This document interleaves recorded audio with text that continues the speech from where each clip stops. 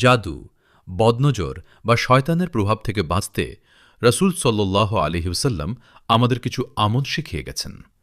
এগুলো সহিহ হাদিস দিয়ে প্রমাণিত। আয়াতুল কুরসি। রাসূল সাল্লাল্লাহু আলাইহি ওয়াসাল্লাম বলেছেন, যে ব্যক্তি প্রতিদিন ঘুমানোর আগে আয়াতুল কুরসি পড়বে, আল্লাহর পক্ষ থেকে একজন রক্ষক তার সাথে থাকবে এবং শয়তান মাতার কাছে আসতে পারবে না।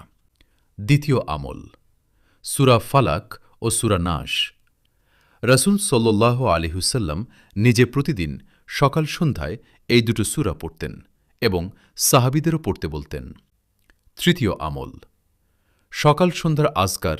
রাসূল সাল্লাল্লাহু আলাইহি ওয়াসাল্লাম বলেছেন, যে ব্যক্তি সকালে ৩ বার বলবে, বিসমিল্লাহিল্লাযী লা ইয়াদুররু মা ইসমিহি শাইউন, অর্থ আল্লাহর নামে, যার নামের সাথে কোনো কিছুই ক্ষতি করতে পারে না, সে সন্ধ্যা পর্যন্ত কোনো বিপদে পড়বে না।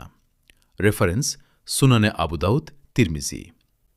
এই আমলগুলো প্রতিদিন নিয়মিত করো। আল্লাহর উপর ভরসা রাখো, তিনি সবচেয়ে বড় রক্ষক।